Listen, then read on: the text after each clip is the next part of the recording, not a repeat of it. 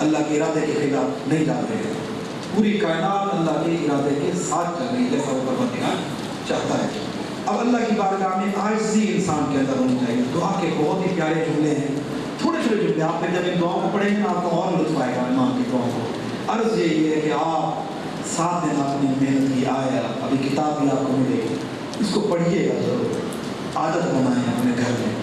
جہاں ہم دوسری چیزوں کے لیے وقت دیتے ہیں, تھوڑی دیر کے لیے موبائل کو بھی ایک طرف رکھ دیں. آدھا گھنٹہ بستر پہ لیٹ کر گھنٹہ موبائلوں پہ لگ جاتا ہے, لیکن نماز تہجد کے لیے اور خدا کے لیے امام کے لیے تھوڑا سا وقت بھی نہیں ہے. دیکھ کتنے لوگ ہوتے ہیں موبائل گھنٹہ بستر پہ چلاتے نہیں آ جاتی ہے. اگر ان کو کہا جائے تہجد پڑھیں, جسم بھاری ہو جاتا ہے, جسم وزنی ہو جاتا ہے, طبیعت بوجھل ہو جاتی ہے, وہ شوق نہیں ہے. نماز پڑھ کے فوراً موبائل اٹھاتے ہیں. کبھی کبھی یہ بھی ہوتے بیٹھتے ہیں کہ جیسے ابھی پتہ نہیں قبولیت کا میسج آ گیا ہو. یعنی اتنا موبائل سے لگاؤ ہے کہ نماز بھی پڑھ رہے ہیں توجہ موبائل کی طرف ہے. نماز ختم ہوئی پہلے موبائل. سب چیزوں کے لیے کام ہے, لیکن ہم دین کے لیے اپنے آپ کی توانائیاں کوشش خرچ نہیں کرتے ہیں. اس لیے کوشش کریں کہ ہم جتنا ہو سکے اپنے اندر عاجزی, خوف خدا. اب یہ بہت ہی تبلیغی جملے ہیں آگے امام کیا رہے ہیں, ہم ان جملوں کے جملے امام کے جو پڑھتے ہیں اور ان کو سوچیے سمجھیے. دعا نمبر 37 میں امام فرماتے ہیں بار الہ, بہت پیارے جملے ہیں, ذرا توجہ سے پڑھیں, صرف پڑھیں گے بس ان کو. فرماتے ہیں بار الہ کوئی شخص تیرے شکر کی کسی منزل تک نہیں پہنچتا مگر یہ کہ تیرے اتنے احسانات مجتمع ہو جاتے ہیں کہ اس پر مزید شکریہ لازم و واجب کر دیتے ہیں. ہم خدا کی شکریہ کی منزلوں تک نہیں پہنچ سکتے ہیں. کیوں؟ اس کی نعمتیں روز آتی ہیں. یہ جو ایک سانس میں لے رہا ہوں نا, ایک سانس باہر نکالو, ایک لے رہا ہوں, ایک نکال رہا ہوں, یہ بھی اس کی نعمت ہے. پھر سانس لے رہا ہوں, یہ بھی نعمت ہے. اب یہ سانس لینا نہیں, پھر نکال رہا ہوں, یہ بھی تو نعمت ہے اس کی. آنکھوں سے دیکھ رہا ہوں, یہ بھی نعمت ہے. زبان سے بول رہا ہوں, یہ بھی نعمت ہے. کانوں سے سن رہا ہوں, یہ بھی نعمت ہے. ہاتھ دیے, وہ بھی نعمت ہے. ہاتھوں میں اس نے ناخن رکھے, یہ بھی اس کی نعمت ہے. انگلیاں 5 رکھی, یہ بھی اس کی نعمت ہے. بتائیں اگر صرف 2 انگلیاں 3 انگلیاں یا انگوٹھا ہوتا صرف, ہم نہ کوئی چیز پکڑ سکتے نہ کام کر سکتے. اس نے اگر ہماری ہڈیوں کو سیدھا بنا دیا ہوتا, بازو کی ہڈیوں کو, تو ہم کام نہ کر سکتے. لیکن دیکھیں پورے جسم کو اس نے ہر چیز ترتیب سے بنائی ہے. جس میں انسان کی آسانی ہے وہی اس پر پروردگار عالم نے کیا ہے.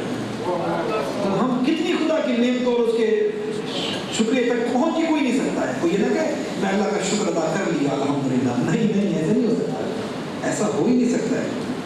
اور پھر مولا فرماتے ہیں اور کوئی شخص تیری اطاعت کے کسی درجہ پر چاہے وہ کتنی سرگرمی دکھائے نہیں پہنچ سکتا ہے. بندہ کہ میں نے خدا کی اطاعت کر لی, نہیں. آپ جتنی نمازیں پڑھ لو, جتنے روزے رکھ لو, ساری زندگی پھر بھی خدا کی اطاعت کا حق ادا نہیں ہوتا ہے. اور پھر آگے امام فرماتے ہیں اور تیرے اس استحقاق کے مقابلہ میں جو بدبنا فضل و احسان ہے, یعنی خدا نے ہم پر کتنے فضل کیے ہیں. جسم دیا, پھر رہنے کے لیے گھر دیا, پھر نوکری دی ہے. ہماری عزت, اگر ہمارے پاس کچھ نہ ہو تو ہم کتنے بے عزت ہو جاتے ہیں معاشرے میں. آج ہم اگر اچھے کپڑے پہن کے چل رہے ہیں, رزق اللہ دے رہا ہے, صحت اللہ دے رہا ہے, اپنی خواہشیں پوری کر رہے ہیں, اس کے فضل و کرم سے ہر چیز وہ دے رہا ہے. یہ اس کا فضل و کرم ہے. مولا فرماتے ہیں جب یہ صورت ہے تو تیرے سب سے زیادہ شکر گزار بندے بھی ادائے شکر سے عاجز اور سب سے زیادہ عبادت گزار بھی درماندہ ثابت ہوں گے. کوئی استحقاق ہی نہیں رکھتا کہ اس کے استحقاق کی بنا پر بخش دے یا اس کے حق کی وجہ سے اس سے خوش ہو. جسے تو نے بخش دیا تو یہ تیرا انعام ہے, اور جس سے تو راضی ہو گیا تو یہ تیرا تفضل ہے تیرا. اور یہ نہ کہے کہ میرا حق تھا تو مجھے مل گیا, میرا حق تھا تو مجھے صحیح و سالم آنکھیں ملی, میرا حق تھا تو اللہ نے مجھے بیٹے دیے, میرا حق تھا تو مجھے نوکری ملی. نہیں, ایسا نہیں ہے. ہمارا کسی چیز کا حق بنتا ہی نہیں ہے. اس کوئی خدا پہ حق بنا ہی نہیں سکتا. ضرورت ہی نہیں کون ہے کہ خدا کو حق بنائے کہ یہ چیز مجھے حق ملی. ایک ہوتا ہے نا اگر بندہ محنت کر کے امتحان دے کے کہتا نا کہ میرا حق بنتا تھا پاس ہونا, میرا حق بنتا تھا کہ میں فرسٹ پوزیشن حاصل کرتا, کیونکہ میں نے محنت کی تھی. یہاں کہہ سکتے ہو کہ میں نے محنت کی تھی, میری محنت کا ثمر یہ تھا کہ مجھے یہ چیز ملنی چاہیے تھی. لیکن خدا کے بارے میں کسی چیز میں نہیں کہہ سکتے ہو کہ مجھے یہ چیز ملی ہے اللہ کی طرف سے تو میرا حق بنتا تھا تو خدا نے مجھے دی ہے. ایسے خدا کے بارے میں کوئی کہہ ہی نہیں سکتا ہے دنیا میں. یہ اس چیز کا معصوم فرماتے ہیں, یہ سے اندر ہے. دعا نمبر 16 میں ارشاد فرماتے ہیں امام بارے گاہ, دعا کرنا پڑی بارے گاہ. اب یہ جملے کو ذرا سنیے امام کیا کہتے ہیں. بارے گاہ, اگر میں تیرے سامنے اتنا روؤں کہ میری آنکھوں کی پلکیں جھڑ جائیں، اتنا روؤں آنکھوں کی پلکیں جھڑ جائیں، اتنا چیخ چیخ کر گریا کروں کہ میری آواز بند ہو جائے، اور تیرے سامنے اتنی دیر کھڑا رہوں تیری بارگاہ میں، اتنا لمبا قیام کروں کہ دونوں پیروں پر ورم آ جائے، اور اتنا لمبا رکوع کروں کہ ریڑھ کی ہڈیاں اپنی جگہ سے اکھڑ جائیں، اللہ اکبر، اور اس قدر سجدے کروں کہ آنکھیں اندر کو دھس جائیں۔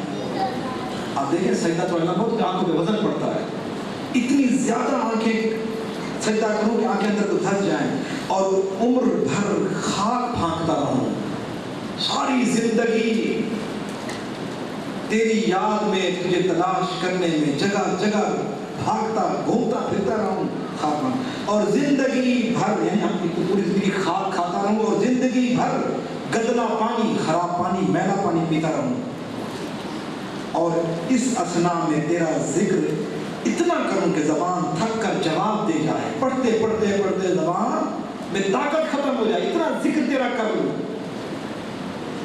پھر شرم و حیا کی وجہ سے آسمان کی طرف نگاہ نہ اٹھاؤں، شرم و حیا بھی اتنا ہو کہ آنکھیں نہ اٹھا سکوں، یعنی یہ تو پتہ نہیں کوئی ولی خدا سے تو انسان اس سے بلند درجہ ہے، کوئی ہے جس نے اتنا رکوع کیا اس کی ہڈیاں الگ ہو گئی ہوں، یعنی امام فرماتے ہیں میں ان منزلوں تک پہنچتا ہوں، میرا جسم تیری ذات میں فنا ہو جائے تیرے لیے، تو اس کے باوجود میں اپنے گناہوں میں سے ایک گناہ کے بخشے جانے کا بھی حقدار نہیں ہوں،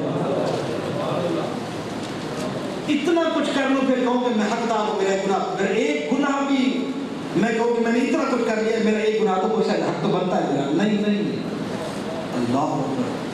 اور پھر بتائیں ایک طرف یہ منزل، ایک طرف ہم جیسا گناہگار جو ایک سجدہ بھی پورا نہ کر سکے، جو شکر للہ کا سجدہ بھی نہ کرے، نماز پڑھے اور بھاگ جائے، جو دعا بھی نہ مانگے، جلدی اتنی ہے کہ نماز کے بعد دعا بھی مانگنے کا وقت نہیں ہے، نماز کے بعد مصافحہ کرنے کے بعد بھاگنے کے کرو، بس جلدی کرو، گھر جانا ہے، دوستوں کے ساتھ بیٹھنا ہے، یہ منزل، اس جملے کو پھر بار بار پڑھیے گا، جملے کو دعا نمبر 16 کے لیے، انسان اگر اس منزل تک بھی پہنچ جائے تب بھی یہ نہیں کہہ سکتا کہ میرا ایک گناہ بخشے جانے کا حق رکھتا ہوں میں، اور اگر بتائیں انسان میں اندر کچھ بھی نہ ہو، پھر اللہ اگر سارے گناہ معاف کر دے اس کا کرم ہے یا نہیں ہے؟ ذرا سوچے تو صحیح، ہم کہاں ہیں، اور امام انسان بتا رہے ہیں تیری اتنی اوقات بھی نہیں ہے، تو اتنی عبادت بھی کر لے تب بھی تو حقدار نہیں ہے کہ اللہ تیری ایک نافرمانی کو بھی معاف کر دے، وہ کر دے تو اس کا کرم ہے، اور اس کے آگے جملہ فرماتے ہیں امام علیہ السلام، یہ دعا کا جملہ یہاں ختم فرمایا، اور اگر تو مجھے بخش دے، اس کے جملے نیچے ہیں، اور اگر تو مجھے بخش دے جبکہ میں تیری مغفرت کے لائق قرار پاؤں، اب اگر میں حقدار بن جاؤں تیرے نزدیک، میرا کوئی حق نہیں ہے، اگر میں تیری مغفرت کے لائق بن سکتا ہوں تو مجھے معاف کر دے، اور جبکہ میں تیری معافی کے قابل سمجھا جاؤں، یہ تو اگر مجھے سمجھتا ہے تو یہ میرے استحقاق کی بنا پر لازم نہیں ہوگا، اور نہ میں استحقاق کی بنا پر اس کا اہل ہوں، کیوں؟ کیونکہ جب میں نے پہلے تیری معصیت کی تھی تو میری سزا جہنم طے تھی، اب اگر تو معاف کر دے تو میں حق نہیں رکھتا معافی کا، تو کر دے تیری مرضی، لہٰذا تو مجھ پر عذاب کرے تو میرے حق میں ظالم بھی نہیں ہوگا، یعنی تو معاف کر دے تو میں حقدار نہیں، تو اگر مجھے میرے گناہ کی سزا دے تو ظالم نہیں ہے، تو عادل ہے، کیوں میں نے جرم کیا تو مجھے سزا دے رہا ہے نا، دیکھیں نا خدا سے بات کرنے کا طریقہ کیا ہے، یہ طریقہ ہم نے کبھی سیکھا ہے؟ کسی سکھایا ہی نہیں، اور بدبخت ترین ہے ہم کہ ہمارے پاس صحیح پہ سجانے جیسی کتاب ہے اور ہمیں کبھی خدا سے مانگنے کا ڈھنگ ہی نہیں آیا ہے۔ معصومین پوچھے کہ نہیں ہمارے چاہنے والے تھے، ہم سے محبت کرتے تھے، ہمیں پڑھتے کیوں نہیں تھے، ہماری دعاؤں ہمارے فرامین کیوں نہیں پڑھتے؟ یہ ایک شکوہ معصومین کا رہے گا۔ امام فرماتے ہیں اے میرے بابو، جبکہ تو نے میری پردہ پوشی کی اور مجھے رسوا نہیں کیا، اور اپنے لطف و کرم سے نرمی برتی اور عذاب میں جلدی نہیں کی، اور اپنے فضل سے میرے بارے میں حلم اور بردباری سے کام لیا، اور اپنی نعمتوں میں تبدیلی نہیں کی، یہ نہیں کہ میں گناہ کیا تو نے نعمت چھین لی، تو نے آنکھوں سے گناہ کیا، اللہ آنکھوں کے نور ہی چھین لے مجھ سے، چھین سکتا ہے نہیں چھین سکتا؟ چھین سکتا ہے۔ میں نے ہاتھوں سے کسی پہ ظلم کیا، اللہ چاہے تو میرے ہاتھوں کو شل کر سکتا ہے۔ میں نے زبان سے کسی مومن کو گالیاں دی، کسی کو تکلیف دے کر آیا، اللہ چاہے تو میری زبان کی طاقت مجھ سے چھین سکتا ہے، لیکن وہ نہیں چھین رہا ہے، اتنا حلیم اور بردبار ہے، نہیں چھینتا، اور اپنے احسان کو مقدر کیا، ایسا نہیں ہے۔ تو میری اس طویل تضرع‌زاری اور سخت احتیاط اور موقف کی بدحالی پر رحم فرما۔ امام علیہ السلام اپنے لیے کہہ رہے ہیں۔ اب آخر میں یہ ہے کہ اللہ رب العزت کی بارگاہ میں انسان سزا اور جزا کا سلسلہ نیک عمل کرے گا تو نیک جزا ملے گی، برا کرے گا تو سزا ملے گی، لیکن اللہ سے انسان اپنے گناہوں کی معافی ہمیشہ مانگتا رہے، وہ معاف کر دے تو سارے گناہ بھی معاف کر سکتا ہے۔ اگر انسان اکڑ پہ آئے تو وہ ہماری ان نمازوں سے بھی نہیں پکڑ سکتا ہے۔ اس لیے کہا کہ اگر ہماری 2 رکعت جیسے ہم پڑھتے ہیں، اگر امام ایسے پڑھتے ساری زندگی روئیں گے، کیوں؟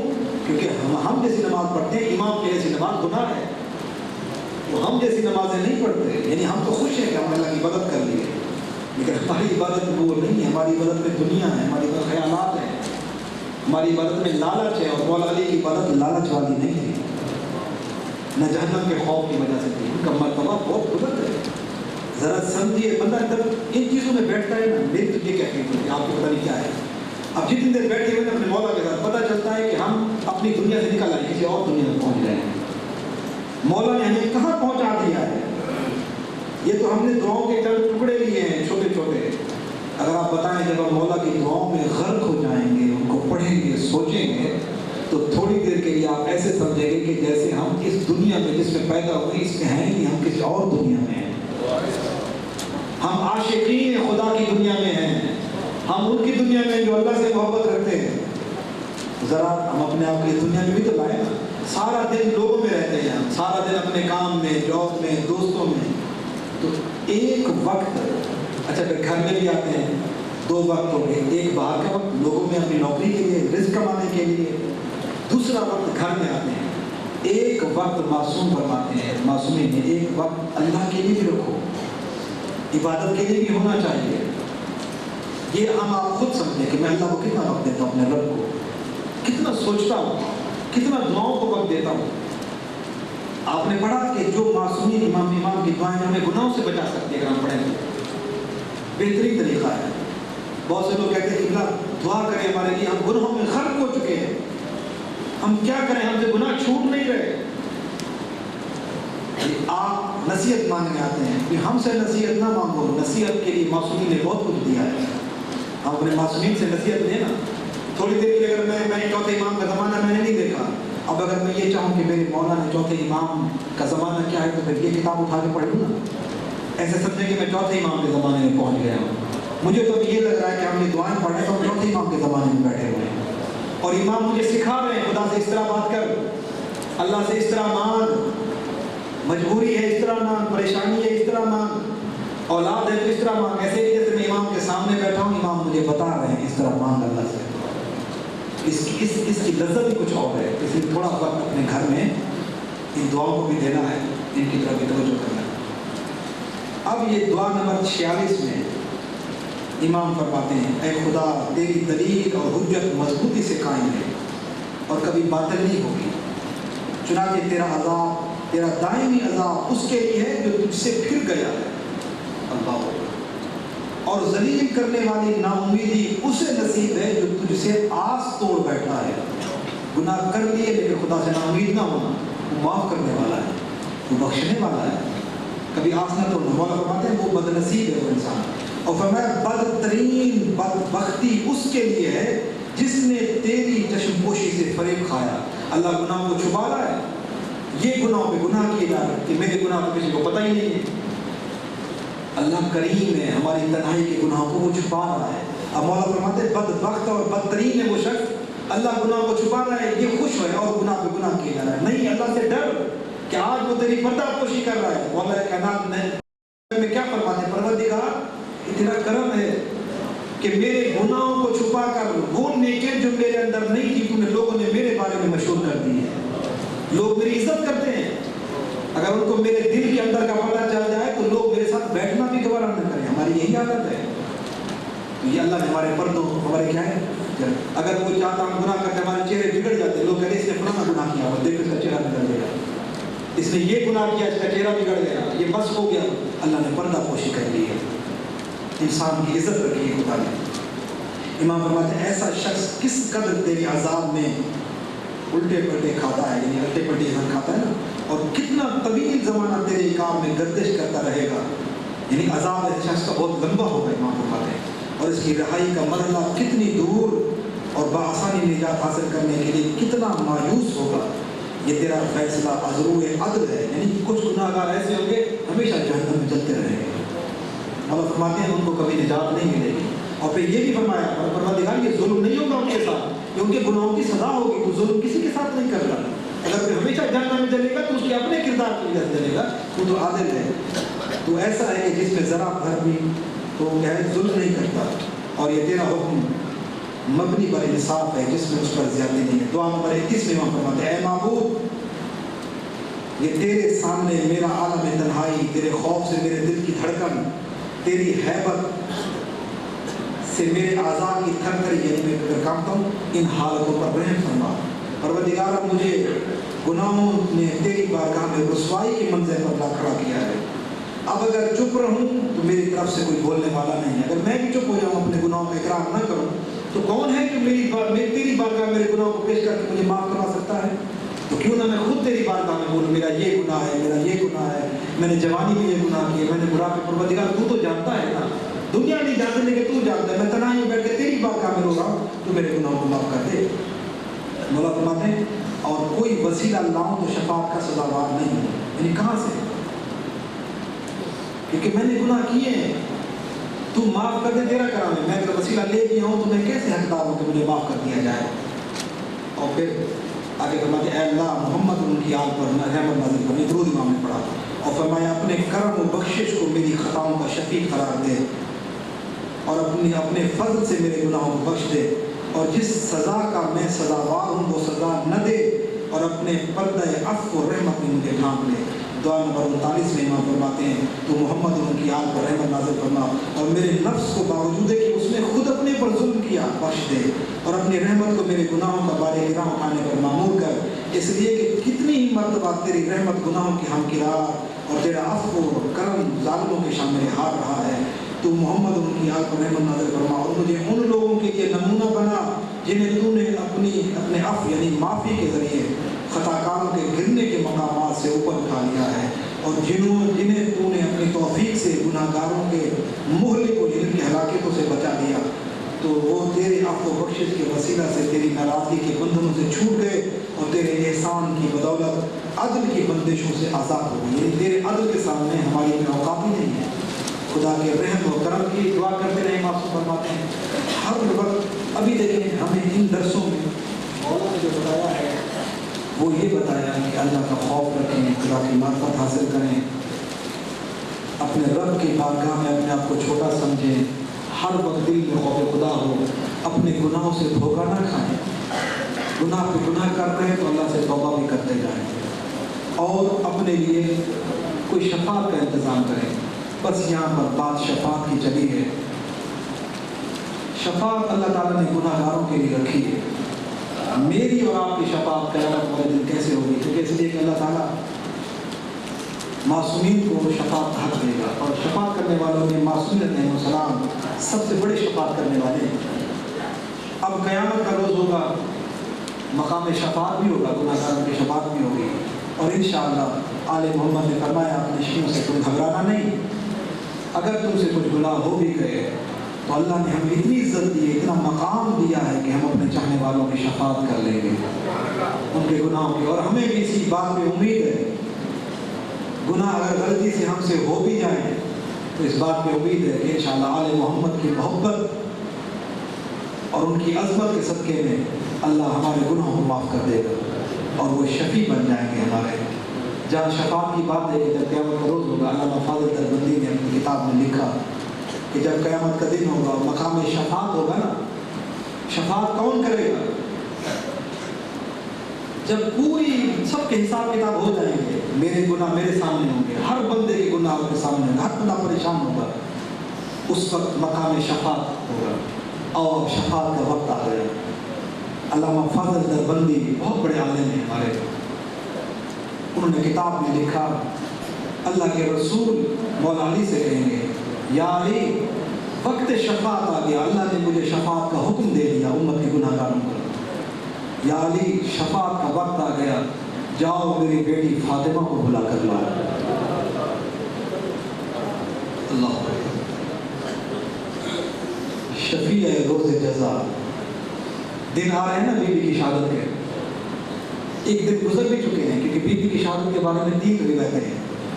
ایک روایت یہ کہ اپنے بابا کی وفات کے بعد بیوی 40 دن زندہ رہی، اور اگر 40 دن کی روایت کو دیکھا جائے تو 8 ربیع الثانی بنتی ہے۔ دوسری روایت ہے 75 دن، وہ 13 جمادی الاول بنتی ہے۔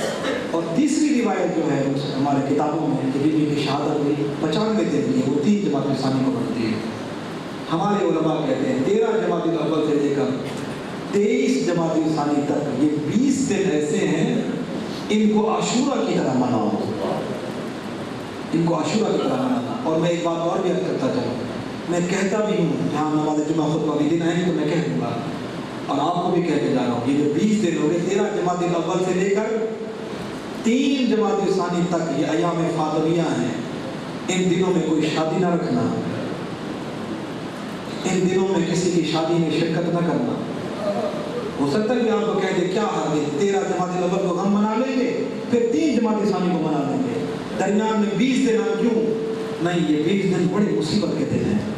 ایران و عراق میں یہ 20 دن منائے جاتے ہیں، اور الحمدللہ پاکستان میں بھی اب یہ منائے جا رہے ہیں۔ میں آپ کو یہی کہوں گا، اگر آپ دنیا و آخرت کی کامیابی چاہتے ہیں، رہبر معظم کا جملہ آپ کو یاد ہے، انہوں نے کہا میں پورے سال کا رزق، رہبر کہہ رہے ہیں، میں پورے سال کا رزق ایام فاطمیہ میں بیوی کی شہادت کی مجلس سے رکھ کے پورے سال کا رزق مجھے بیوی کی مجلسوں کے صدقے میں مل جاتا ہے۔ کوشش کریں پاک بیوی کی مجلس بھی رکھیں، اپنے گھروں میں ہر بندہ سیدہ کی مجلس رکھے، اور یہ ذہن میں رہے یہ بڑی مظلومہ بیوی ہے، قیامت والے دن شفاعت پاک بیوی کرے گی۔ اور عظمت تو دیکھیں نا آپ، یہاں سے میں جلدی سے بات کو ختم کروں، آپ عظمت تو دیکھیے، انبیاء کا سردار اور امیر المومنین کی عظمت بھی کوئی کم نہیں ہے، لیکن جب وقت شفاعت ہوگا نا تو رسول خدا کیا کہوں، یا علی فاطمہ کو لے کر آؤ۔ تو جب مولا علی جائیں گے نا، سیدہ آپ کے بابا آپ کو بلا رہے ہیں، وقت شفاعت ہے، تو بیوی چلے گی۔ اللہ اکبر، حجاب خدا ہے جناب سیدہ، حجاب خدا ہے، یہ بیوی کوئی عام بیوی نہیں ہے۔ امام موسیٰ کاظم رو رو کر ایک جملہ کہتے تھے جب بیوی کے دروازے کو آگ لگی، ان لوگوں نے حجاب خدا کی بے حرمتی کی ہے۔ انبیاء کے سردار اس بیوی کے لیے کھڑے ہو جائیں تو یہ دن آ رہے ہیں، ان دنوں کو ایام عاشورہ کی طرح منائیے گا، سستی نہ کرنا ان دنوں میں۔ میں آپ کو بار بار عرض کر رہا ہوں، کبھی بھی مجلس میں اور ماتم میں ان دنوں میں سستی نہ کرنا۔ کہا جب مولا علی جائیں گے نا، سیدہ آئیں، بابا بلا رہے ہیں، جب سیدہ چلے گی نا، اللہ اکبر، تو مولا علی پوچھیں گے بی بی شفاعت کے لیے کیا ہے جو خدا کی بارگاہ میں پیش کرو گی؟ آخر کسی کی سفارش کرنی ہے تو کچھ پیش بھی تو کریں گے خدا کی بارگاہ میں، تاکہ اللہ امت کے گناہ گاروں کو بخش دے، اپنے گناہ گار رشتیوں کو بخش دے۔ آپ بتائیں بیوی کے پاس کوئی کمی تھی؟ کہہ سکتی تھی یا علی میں اپنے بابا کا واسطہ دے دوں گی خدا کو، یا علی میں آپ کا واسطہ دے دوں گی، یا علی میں اپنے حسن حسین کا واسطہ دے دوں گی۔ علامہ فاضل دربندی اپنی کتاب میں روایت لکھتے ہیں، جب علی پوچھیں گے سیدہ خدا کی بارگاہ میں کون سی ایسی چیز ہے جو آپ خدا کی بارگاہ میں پیش کرو گی اور اللہ سے امت کی شفاعت کرو گی، علامہ فاضل دربندی کہتے ہیں کہ پاک بی بی مولا علی کو کہیں گی یا علی بابا کی گنہگار امت کی شفاعت کے لیے عباس کے 2 کٹے ہوئے بازو کا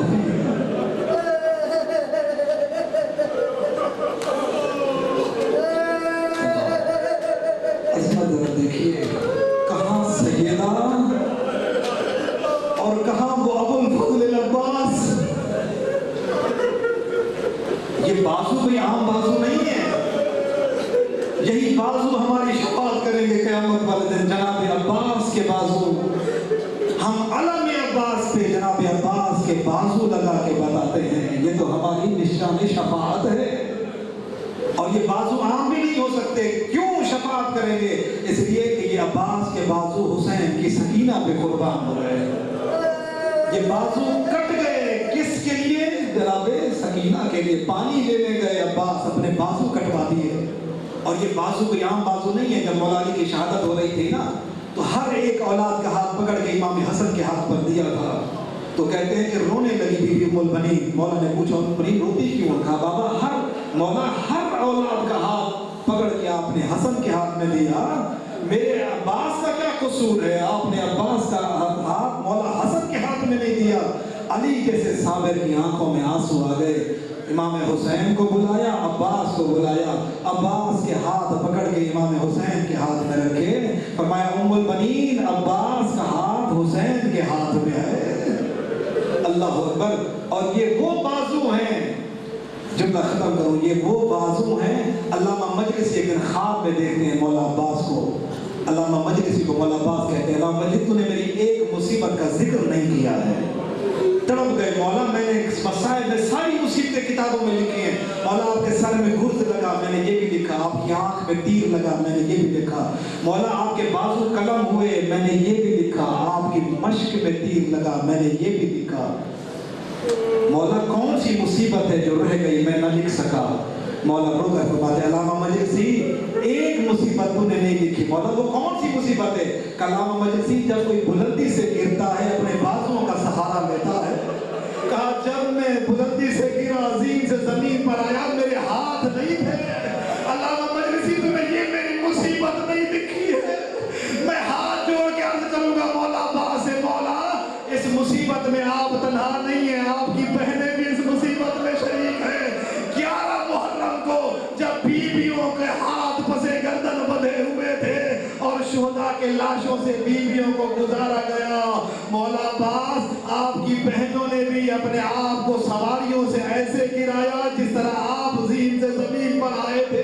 امام زمانہ رو کر فرماتے ہیں میرا سلام ان بیویوں پر کہ جن کے ہاتھ پسے گردن بندھے ہوئے تھے. چلتی ہوئی سواریوں سے بیویوں نے اپنے آپ کو زمین پر گرایا.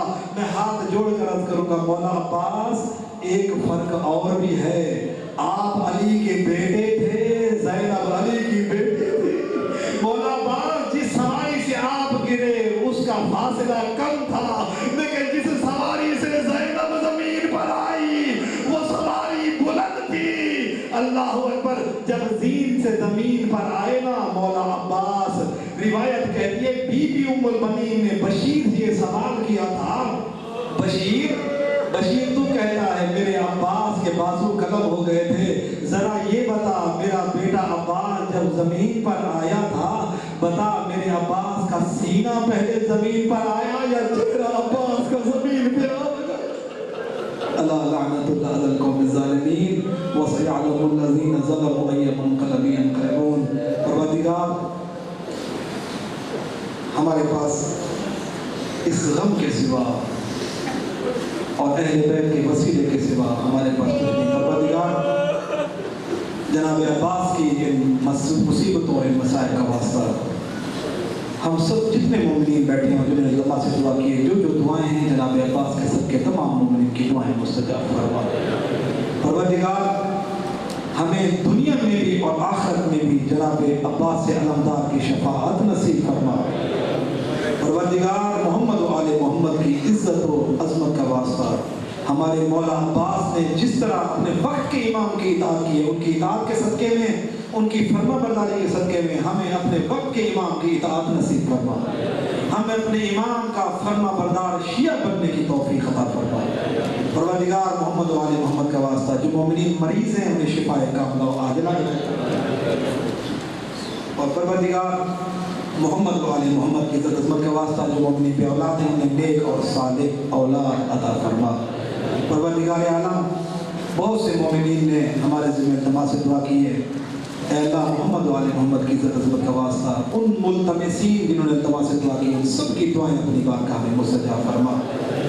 کچھ مومنین مریض ہیں، پروردگار انہیں صحت و سلامتی عطا فرما.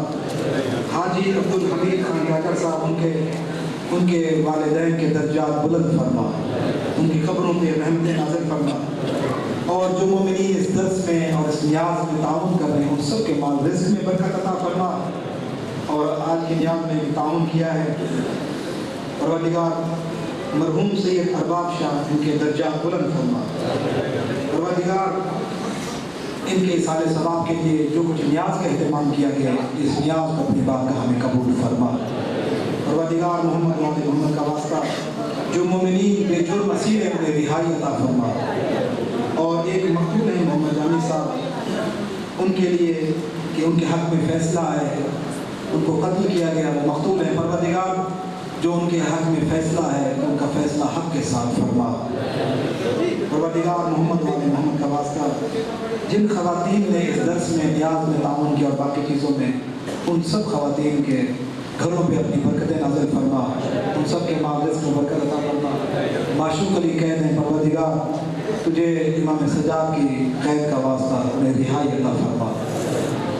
محمد مرحوم عبد الکریم چاچا اور ان کی زوجہ، پروردگار ان کے درجات بلند فرما۔ جتنے مومنین حاضر ہیں سب کے مرحومین کے درجات بلند فرما۔ پروردگار محمد و آل محمد کا واسطہ جن مومنین کی مشکلات ہیں، جن کے مسائل ہیں، ان سب مشکلیں ان کے بھی مشکل ہے، پریشانی ہے، پروردگار محمد و آل محمد کا واسطہ پریشان حال مومنین کی پریشانیاں دور فرما۔ جو مشکلات میں گرفتار ہیں پروردگار، جو مومنین مشکلات میں گرفتار ہیں مولا مشکل کشا کے صدقے میں ان کی مشکلات آسان فرما۔ مرحوم عبد الکریم چاکر صاحب کی زوجہ مرحومہ کے درجات بلند فرما۔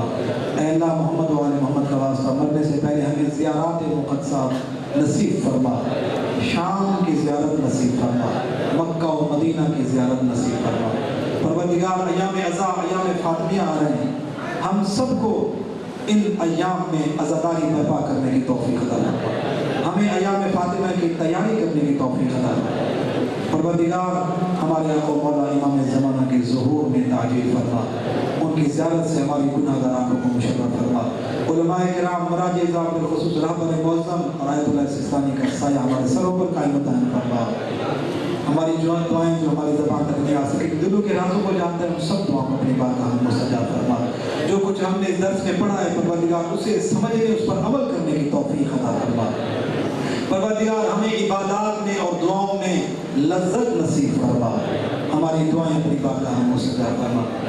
ربنا تقبل منا انك انت السميع العليم بحق محمد وعلى الطاهرين برحمتك يا ارحم الراحمين۔ اعلان سنتے جائیں انشاءاللہ۔ بس کل ایک درس ہے اور کل چھٹا درس ہوگا ہمارا۔ بس کل ایسے سمجھے کہ جو امتحان میں شرکت کرنے چاہتے ہیں کل ان کا درس ہوگا چھٹا، اور ساتواں درس جو ہوگا جمعرات شب جمعہ کو، وہ ساتواں درس شامل نہیں ہوگا پیپر میں، لیکن 6 درس کل والا درس جو ہے وہ شامل ہوگا۔ جو حضرات پیپر دینا چاہتے ہیں وہ اپنے نام لکھوا لیں ابھی سے، نام بس کل کا دن آخری دن ہے، یا آج یا بہتر ہے اپنا نام لکھوا لیں۔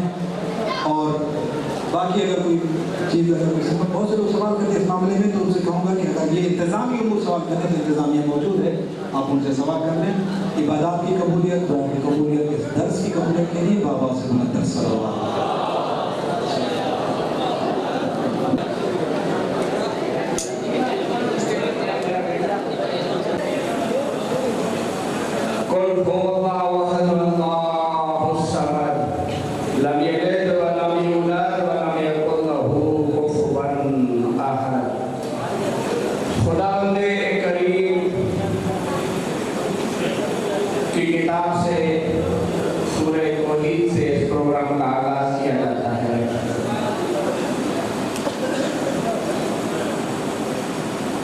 دعا ہے کہ اللہ محمد و آل محمد علیہ السلام کے طفیل ہماری کوششوں اور کاوشوں کو اپنی بارگاہ میں قبول فرمائے۔ یقیناً ایک بہترین اور معرفت والا قدم ہے کہ ہم نے قبلہ محترم، قبلہ حضرت الاسلام والمسلمین آقا یوسف زادہ نقوی صاحب کی رہنمائی میں گزشتہ سال سے دروس کا یہ عظیم الشان سلسلہ جاری و ساری ہے۔ ہم انتہائی ممنون و مشکور ہیں قبلہ محترم کے، جو اپنے قیمتی، یقیناً ان کا وقت بہت زیادہ قیمتی ہے، اس قیمتی وقت میں سے قبلہ محترم بنوا کے لیے خصوصی طور پر تعلیم و تربیت کے لیے بنوا کے نوجوانوں کی تربیت کی خاطر بہترین قسم سے مصروف ہے۔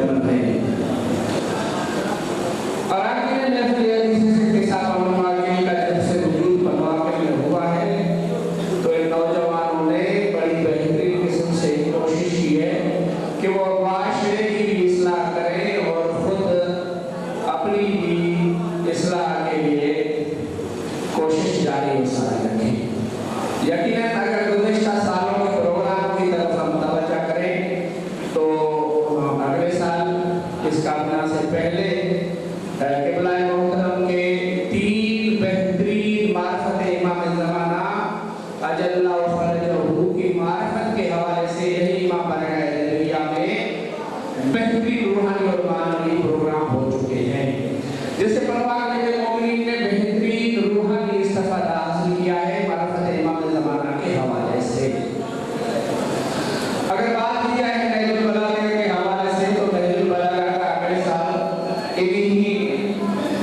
نومبر میں بھی پروگرام ہوا تھا، وہ بھی بہت روحانی اور معنوی تھا، جس سے بزرگوں کے ساتھ ساتھ نوجوانوں نے بھی بہترین استفادہ حاصل کیا۔ اگر دیکھا جائے کہ نوجوانوں کی ان پروگراموں سے استفادہ حاصل کرنے کا جو عمل ہے، جب یہ پروگرام نہج البلاغہ کے حوالے سے دروس ختم ہو رہے تھے تو نوجوانوں کی آنکھوں میں آنسو جاری و ساری تھے کہ اس قسم کے روحانی پروگرام اگر 1 مہینے تک بھی چلتے تو ہم استفادہ حاصل کرتے ہیں۔ تو یہ کوشش کر رہے ہیں کہ اپنی اصلاح کی جائے اور معاشرے کی اصلاح کی جائے۔ ہمارے ساتھ ایک بہترین تعاون اور ایک سلسلہ ہے معاشرے کی اصلاح کا، نور بہادر فاؤنڈیشن پاکستان کی طرف سے اور انصار الحجہ روحی کی طرف سے۔ تو انشاءاللہ ہم آگے چل کے یہ کوشش کریں گے کہ اگلے سال معرفت قرآن یا قرآن فہمی کے حوالے سے ایک پروگرام یہاں انشاءاللہ ارینج کرنے کی کوشش کی جائے گی۔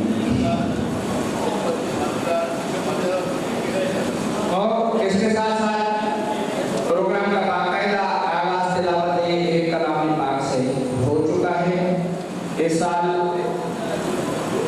7 روزہ صحیفہ سجادیہ، یعنی امام زین العابدین امام سجاد علیہ السلام کی دعاؤں سے استفادہ حاصل کیا جا رہا ہے۔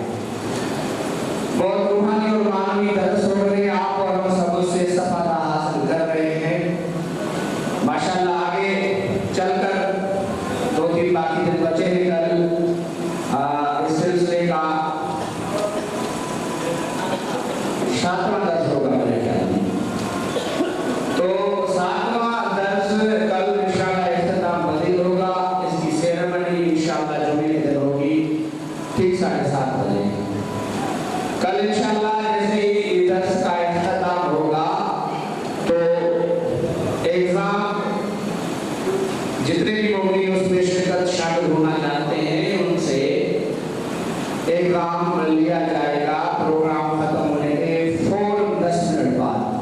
کل کا جو درس ہوگا انشاءاللہ اس میں سے سوالات نہیں ہوں گے۔ آج تک جتنے درس دروس ہو رہے ہیں آپ سماعت فرما رہے ہیں، جو لوگ ایگزام میں بیٹھیں گے مومن اور مومنات ان سے گزارش ہے کہ آج کے درس کو بہت توجہ سے سنیں۔